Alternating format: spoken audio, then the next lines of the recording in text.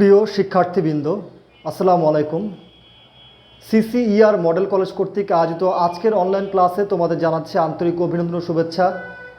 আশা করি আল্লাহ তাআলার অশেষ রহমতে তোমরা সবাই ভালো আছো, সুস্থ আছো। আজকে আমরা হিসাব বিজ্ঞান দ্বিতীয় পত্রের পঞ্চম অধ্যায় অর্থাৎ যৌথ মূলধনী কোম্পানির আর্থিক বিবরণী নিয়ে আলোচনা করব। ইতিমধ্যে এই অধ্যায় থেকে বেশ কয়েকটি লেকচার দেওয়া হয়েছে। আমি আশা করি তোমরা লেকচারগুলো দেখেছো এবং প্রয়োজনীয় অংশ নোট করে নিয়েছো। আজকে আমরা একটি সৃজনশীল অঙ্ক সমাধান করব। অঙ্কটি ঢাকা বোর্ড 2019-এর। চলো অঙ্কটি দেখি। সানজি লিমিটেড, রেওয়া মিল, 31শে ডিসেম্বর 2018। এই তারিখটি খুব ইম্পর্টেন্ট একটি বিষয়। 31শে ডিসেম্বর 2018। শেয়ার মূলধন 5 লক্ষ টাকা, পারমাণবিক উচিত পণ্য 40,000 টাকা, ক্রয় এবং বিক্রয় 1,50,000 ও 3,50,000 টাকা, অফিস সরঞ্জাম 2 লক্ষ টাকা, 12% বিনিয়োগ 1,18,000 1.5 লক্ষ টাকা, প্রাপ্য হিসাব ও প্রদত্ত হিসাব 50,000 এবং 20,000 টাকা, আমদানি শুল্ক 20,000 টাকা, আসবাবপত্র 30,000 টাকা, 1,30,000 টাকা, বেতন 23,000 টাকা, বিমা সালামি 3,000 টাকা, আয়কর 30,000 টাকা, অন্তর্বর্তীকালীন লভ্যাংশ 30,000 টাকা, অনাদায়ী পাওনার সঞ্চিতি 1,000 টাকা, সংগৃহীত আয় 1,18,84,000 টাকা, নগদ ও ব্যাংক 1,29,000 টাকা। এটি হচ্ছে আমাদের রেওয়া মিল। কিছু সমন্বয় আছে। 1 নম্বর সমন্বয় ধারে বিক্রয় 1,000 টাকা, যা হিসাবভুক্ত হয়নি। 2 নম্বর সমন্বয় সমাপনী মজুত পণ্য 55,000 টাকা, সমাপনী মজুত পণ্য 55,000 টাকা। 3 নম্বর সমন্বয় প্রাপ্য হিসাবের 1,000 টাকা অবলোপন করো। আবার পড়তেছি, প্রাপ্য হিসাবের 1,000 টাকা অবলোপন করো, অবশিষ্ট প্রাপ্য হিসাবের উপর 3% অনাদায়ী পাওনার সঞ্চিতি তৈরি করো। ক, বিক্রিত পণ্যের ব্যয় নির্ণয় করো। খ, মোট লাভ 1,66,000 টাকা ধরে নিট লাভ বা ক্ষতি নির্ণয় করো। গ, আর্থিক অবস্থার বিবরণীর সম্পদ পাশ দেখাও। 3টা প্রশ্ন, ক খ গ 3টা প্রশ্ন চেয়েছে। আমি ধারাবাহিকভাবে 3টি করার চেষ্টা করব। ক নাম্বার যে প্রশ্ন চেয়েছে, ক, সেখানে বলছে বিক্রিত পণ্যের ব্যয় নির্ণয় করো। আমরা একটা ঘর কাটবো সবার আগেই।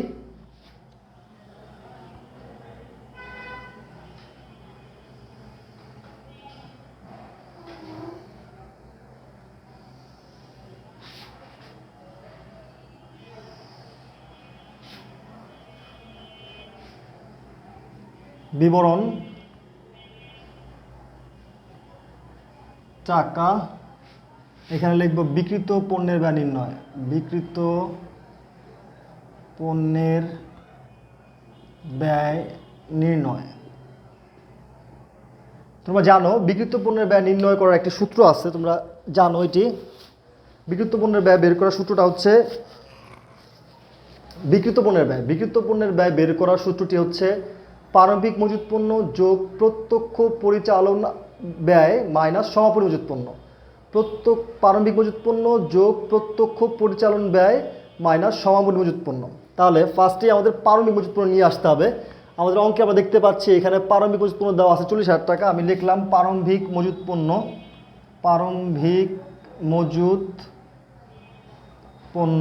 কত টাকা?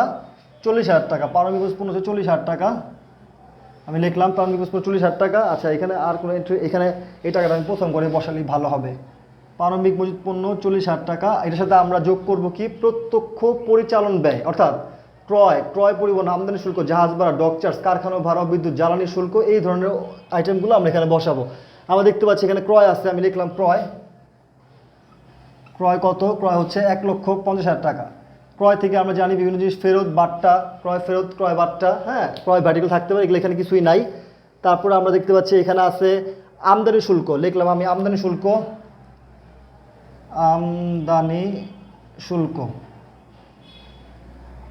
কত আছে? আমদানি শুল্ক আছে 20,000 টাকা। আমি আমদানি শুল্ক 20,000 টাকা এখানে লিখলাম। আমদানি শুল্ক 20,000 টাকা। আচ্ছা, আর কিছু কি পাওয়া যায় এখানে? এখানে আর কিন্তু কিছু নাই। সমন্বয় ধারে বিক্রয়, সমাপনী মজুত পণ্য আর হচ্ছে প্রাপ্য হিসাবে, এখানে আর কিছুই কিন্তু নাই। হ্যাঁ, তাহলে আমরা এগুলো যোগ করব। এগুলো যোগ করে দিব। যোগ করে এখান থেকে সমাপনী মজুত পণ্য আমরা বাদ দিব। তাহলে এখানে কত আসে? এখানে আসে 1,90,000, 2,10,000 টাকা আসে। এখানে 2,10,000 টাকা এখানে আসে। এখান থেকে আমরা বাদ দিব সমাপনী মজুত পণ্য। সমাপনী মজুত সমাপনী মজুত পণ্য কত টাকা? সমাপনী মজুত পণ্য হচ্ছে এই যে 55,000 টাকা সমাপনী মজুত পণ্য, 55,000 টাকা।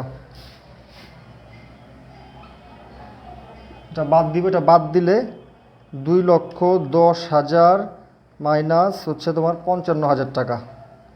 এটা বাদ দিলে 1,55,000 টাকা থাকবে। এটা হচ্ছে আমাদের বিক্রিত পণ্যের ব্যয়ের পরিমাণ, বিক্রিত পণ্যের ব্যয়ের পরিমাণ। আচ্ছা, তাহলে আমরা আশা করি বুঝতে পারলাম। তাহলে ব্যাপারটা কী দাঁড়ালো যে বিক্রিত পণ্যের ব্যয় সূত্র হচ্ছে প্রারম্ভিক মজুত পণ্য যোগ প্রত্যক্ষ পরিচালন ব্যয় মাইনাস সমাপনী মজুত পণ্য। এটা প্রারম্ভিক মজুত পণ্য, এটা সমাপনী মজুত পণ্য, মাঝখানে যে অংশটা আছে সেটা হচ্ছে প্রত্যক্ষ পরিচালন ব্যয়। আশা করি তোমরা বুঝতে পেরেছ। আমরা এখন পরের অঙ্কে চলে যাব।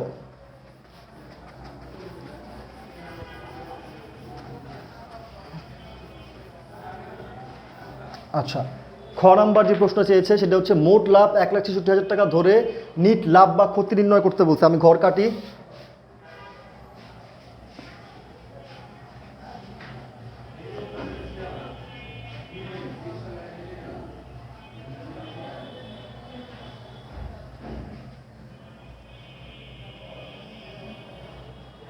বিবরণ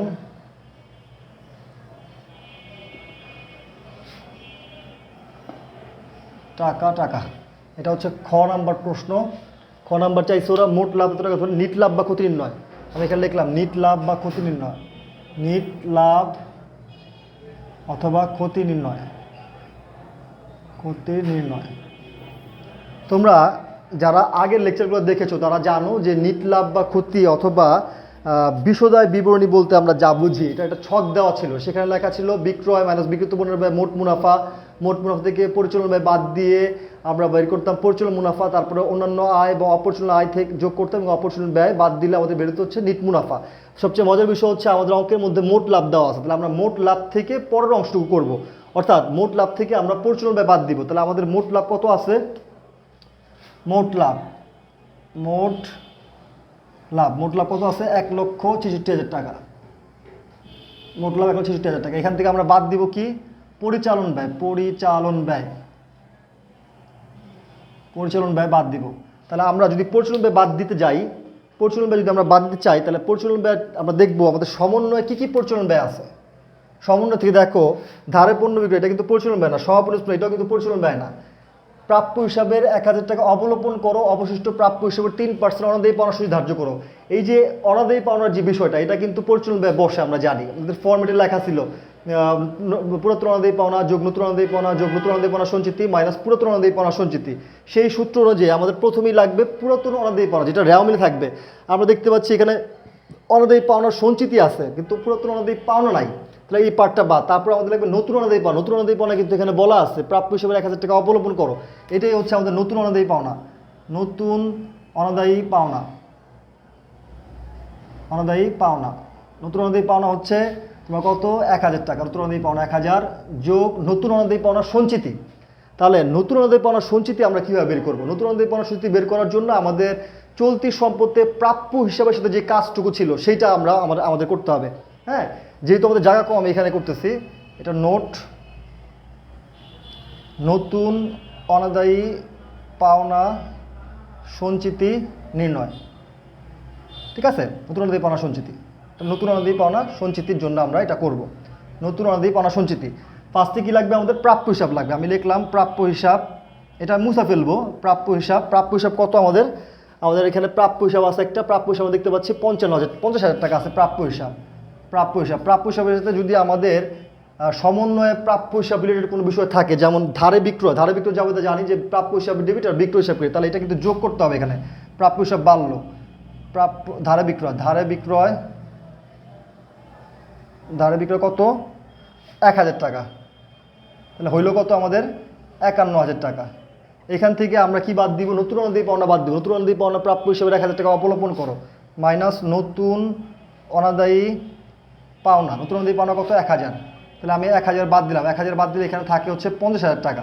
এটা হচ্ছে আমাদের অবশিষ্ট প্রাপ্য হিসাব। এই অবশিষ্ট প্রাপ্য হিসাবের উপর আমাকে 3% অনাদায়ী পাওনা সুদ করতে হবে। তাহলে মাইনাস নতুন অনাদায়ী পাওনা সঞ্চিতি, অবশিষ্ট প্রাপ্য হিসাবে এটার উপর যদি আমরা 3% করি তাহলে চলে আসবে 1,500 টাকা।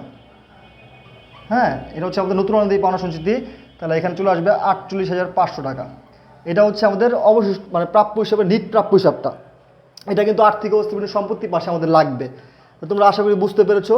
ফার্স্টে প্রাপ্য হিসাব নিচ্ছি, প্রাপ্য হিসাবের সাথে আমরা ধারে বিক্রয় আছে যোগ করছি, এখান থেকে নতুন অনুযায়ী পাওনা বাদ দিচ্ছি 1000 টাকা, তারপরে এই যে টাকাটা আছে এটার উপর 3% করে আমরা অনুযায়ী পাওনা সঞ্চিতি বের করে নিচ্ছি। তাহলে অনুযায়ী পাওনা সঞ্চিতির পরিমাণ কত? অনুযায়ী পাওনা সঞ্চিতির পরিমাণ কিন্তু 1500 টাকা। তাহলে যোগ নতুন অনাদায়ী পাওনা সঞ্চিতি, আমি শর্টকাট লিখলাম, তোমরা বুঝে নিও, 1500 টাকা। এই যে লিখলাম 1500 টাকা। তাহলে আমাদের চলে আসে কত টাকা? 2500 টাকা। এখান থেকে আমরা কি বাদ দিব? পুরাতন অনুযায়ী পাওনা সঞ্চিতি বাদ দিতে হয়। আমাদের এখানে কিন্তু পুরাতন অনুযায়ী পাওনা সঞ্চিতি আছে 1000 টাকা, মাইনাস পুরাতন অনাদায়ী পাওনা সঞ্চিতি কত? 1000 টাকা। বাদ দিলে আমাদের থাকে হচ্ছে কত?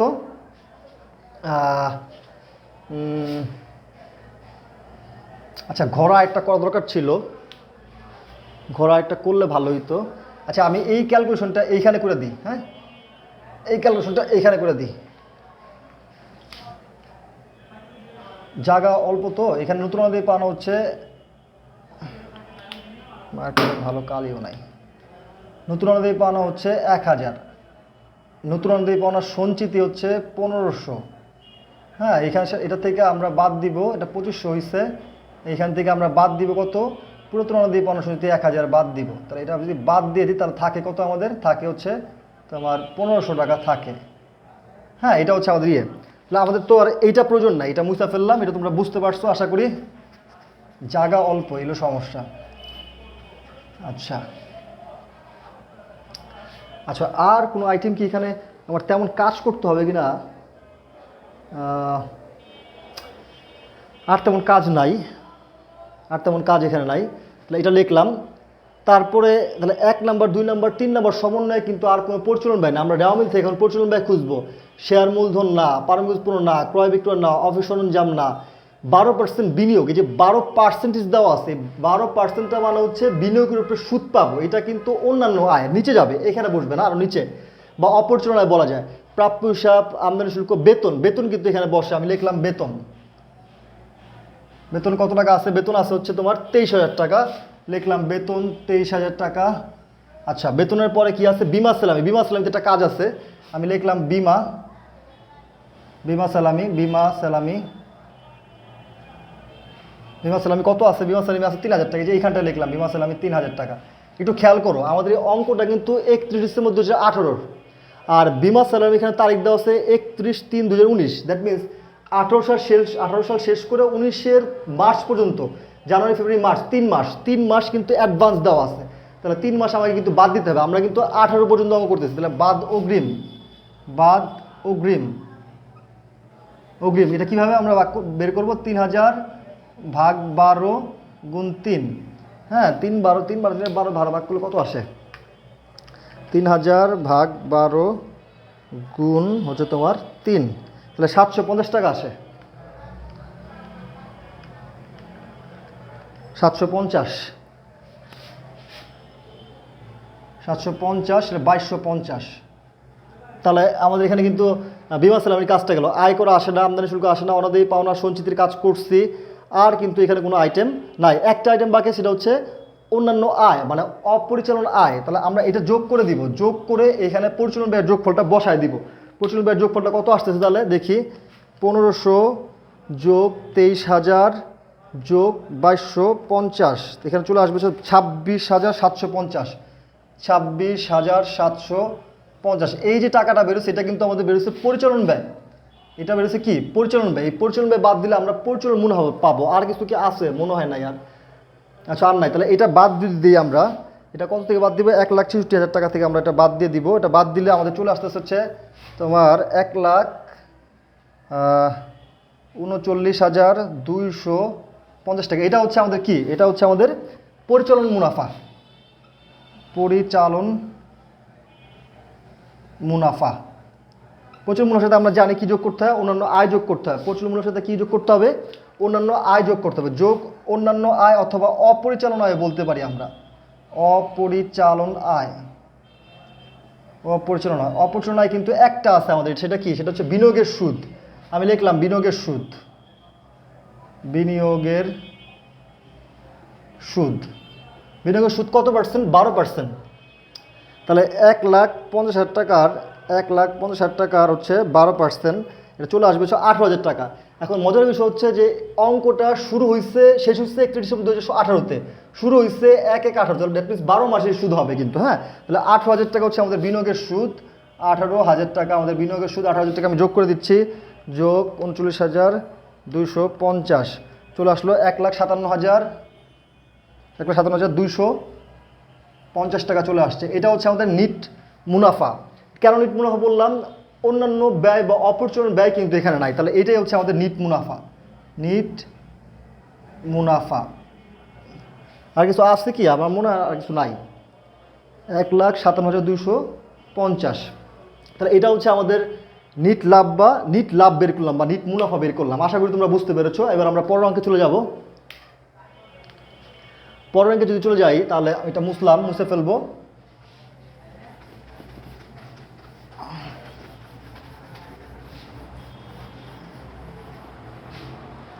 বেশ গরম, বাতাস নাই, টিস্যু নেই একটা।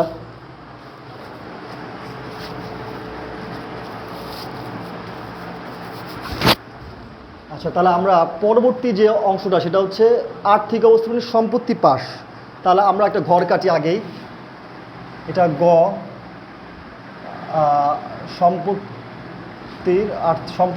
সম্পদসমূহ। তোমরা এটা লেখা নিও, এটা আমি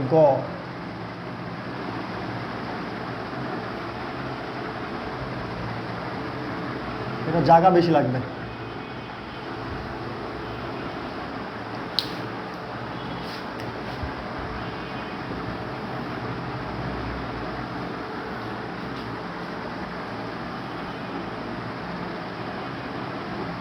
বিবরণ, টাকা, এটা আর্থিক অবস্থা বিবরণী।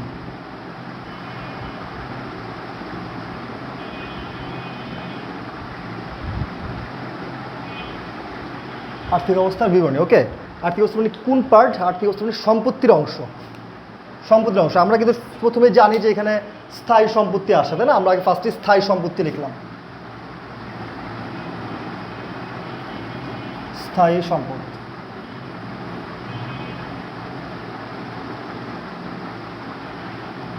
স্থায়ী সম্পদ আমরা জানি প্রথমে স্থায়ী সম্পত্তি থাকে। তাহলে স্থায়ী সম্পত্তির মধ্যে আমরা দেখতে পাচ্ছি ধারে বিক্রয় 1,000 টাকা। এখানে ধারে বিক্রয় 1,000 টাকা, এটা কিন্তু প্রাপ্য হিসেবে সাথে যোগ হবে। এটাই চলতি সম্পত্তির ব্যাপার।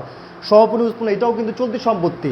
তারপরে যেটা পার্টটা আছে সেটা হচ্ছে প্রাপ্য হিসেবের 1,000 টাকা অবলোকন করো অনুযায়ী পাওনা সঞ্চিতির উপর 3%, এটাও কিন্তু প্রাপ্য হিসেবের কাজ। তাহলে এখানে কিন্তু আমি কোনো স্থায়ী সম্পত্তি পাই নাই। তাহলে আমি এইখানে দেখবো স্থায়ী সম্পত্তি কী কী আছে। এখানে অফিস সরঞ্জাম একটা স্থায়ী সম্পত্তি। অফিস সরঞ্জাম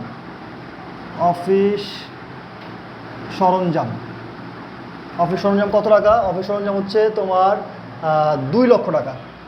অফিস সরঞ্জাম 2 লক্ষ টাকা আমি লিখলাম। 2 লক্ষ টাকা। হ্যাঁ, একটা মিনিট, সরি।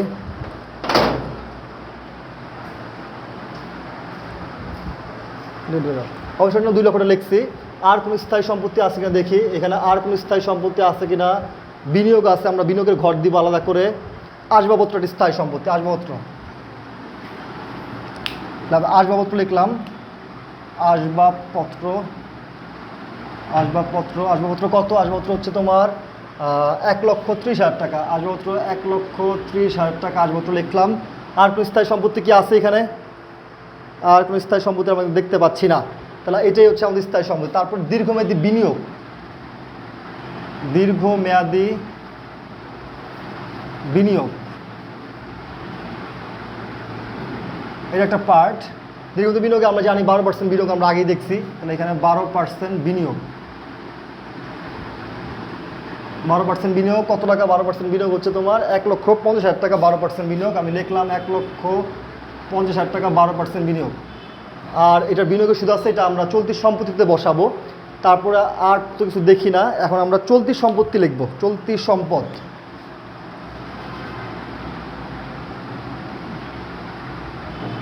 চলতি সম্পদের জন্য আমরা প্রথমে সমন্বয়ে চলে আসবো। যে ধারে বিক্রয়, এখানে কিন্তু প্রাপ্য হিসাব আছে 1,000 টাকা এক্সট্রা যোগ করতে হবে। তাহলে আমরা প্রাপ্য হিসাব লিখব। প্রাপ্য হিসাব আমাদের কত ছিল? প্রাপ্য হিসাব ছিল হচ্ছে আমাদের 50,000 টাকা। যে লিখলাম প্রাপ্য হিসাব 50,000 টাকা। প্রাপ্য হিসাবের সাথে ধারে বিক্রয় যোগ করব সমন্বয় থেকে। ধারে বিক্রয় ধারে বিক্রয় কত টাকা? ধারে বিক্রয় হচ্ছে তোমার 1000 টাকা। এই যে ধারে বিক্রয় 1000 টাকা যোগ করলাম, যোগ করলে এখানে চলে আসবে 51,000 টাকা। হ্যাঁ, তারপর এটার সাথে আমরা কি যোগ করবো? এটার সাথে এখানে আমরা কি করব? এই যে প্রাপ্য হিসাবের 1000 টাকা আদায় যোগ্য নয়, এটা কিন্তু আমরা বাদ দিব। প্রাপ্য হিসাবে 1000 টাকা আদায় যোগ্য নয়, এটা বাদ দিব। এটা বাদ নতুন অনাদায়ী পাওনা, নতুন অনাদায়ী পাওনা, নতুন অনাদায়ী পাওনা কত? 1000। এটা বাদ দিলাম। এটা বাদ দিলে এখানে থাকে হচ্ছে 50,000। এই 50,000-এর উপরে আমরা আবার কী করবো? 3% অনাদায়ী পাওনা সুদ দিয়ে বাদ দিব, মাইনাস নতুন অনাদায়ী পাওনা সঞ্চিত। এটা আমরা কত বের করছিলাম খ নম্বরে?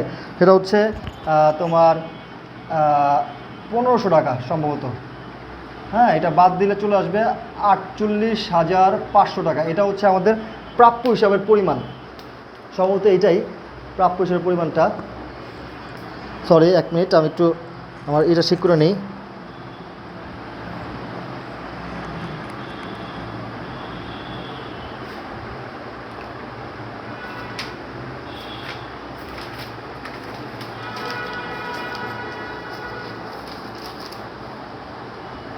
আমাদের এখানে প্রাপ্য হিসাবে পরিমাণ 48,500 আছে। ঠিক আছে, 48,500। তাহলে এরপরে আমাদের 2 নম্বর সমন্বয়ের মধ্যে ছিল সমাপনী মজুত পণ্য। সমাপনী মজুত পণ্য কিন্তু চলতি সম্পদ। আমরা লিখলাম সমাপনী মজুত পণ্য, সমাপনী মজুত, সমাপনী মজুত পণ্য। সমাপনী মজুত পণ্য কত টাকা ছিল? 55,000 টাকা সমাপনী মজুত পণ্য ছিল। আমি লিখলাম সমাপনী মজুত পণ্য 55,000 টাকা। ওকে, তারপরে সমন্বয় আর কিছু কি আছে? সমন্বয় কিন্তু আর চলতি সম্পত্তি নেই। আমরা রেওয়ামিল থেকে চলতি সম্পত্তি খুঁজবো। শেয়ার মূলধন, পারমিক মূলধন, ক্রয় বিক্রয়, অফিস সরঞ্জাম, 12%। বিনিয়োগের সুদ ছিল, বিনিয়োগের সুদ কিন্তু অনাদায়ী ছিল, এটা আমরা কিন্তু পাই নাই। তাহলে এটা চলতি সম্পদ। অনাদায়ী সুদ লিখতে পারি, অনাদায়ী সুদ। অনাদায়ী বিনিয়োগের সুদ লিখলে ভালো, অনাদায়ী সুদ লিখলাম আমি। অনাদায়ী সুদ কত ছিল? অনাদায়ী সুদ সম্ভবত ছিল 18,000 টাকা। 18,000 টাকা ছিল অনাদায়ী সুদ। আচ্ছা, তারপরে আর কিছু আছে। প্রাপ্য হিসাব লিখছি, আপনার শুল্ক, আসবাবপত্র, বিমা, সালামি। অগ্রিম বিমা ছিল। অগ্রিম বিমা কিন্তু চলতি সম্পত্তি, অগ্রিম দিয়ে রাখছি, এটা কিন্তু চলতি সম্পত্তি। অগ্রিম বিমা, অগ্রিম বিমা, অগ্রিম বিমা কত ছিল? অগ্রিম বিমা ছিল 750 সম্ভবত, 750। তারপরে আয়কর, অন্তর্বর্তী লভ্যাংশ, অনাদায়ী পাওনা সুদ সংযুক্ত নগদ ব্যাংক আছে। নগদ ব্যাংক 1,29,000 টাকা। নগদ ব্যাংক, নগদ ও ব্যাংক 1,29,000 টাকা। 1,29,000 টাকা। এটা হচ্ছে আমাদের চলতি সম্পত্তির পরিমাণ, তাই তো? আচ্ছা, আমি এই 1.5 লক্ষ টাকা এখানে বসাই দিই। আর এটা 1,30,000 আর 2 লাখ, 3,30,000, 3,30,000 এখানে। আর এটা 1.5 লক্ষ। আর এটা যোগফলটা আমি এখন করব। এখানে 48,500, 55,000, তারপরে 18,750, আর হচ্ছে 1,29,000 টাকা। এটা যোগ করলে 2,51,250, 2,51,250। এটা হচ্ছে আমাদের চলতি সম্পত্তির পরিমাণ। যোগ 1,50,000 যোগ 3,30,000। হ্যাঁ, এটা চলে আসে 7,31,250, 7,31,250, 7,31,250, 7,31,250। এটা হচ্ছে আমাদের মোট সম্পত্তি। দেখলাম এখানে মোট সম্পত্তি, মোট সম্পত্তি, মোট সম্পত্তি। আশা করি তোমরা বুঝতে পেরেছো। যেহেতু নতুন অধ্যায়, তোমাদের প্রবলেম হওয়াটাই স্বাভাবিক।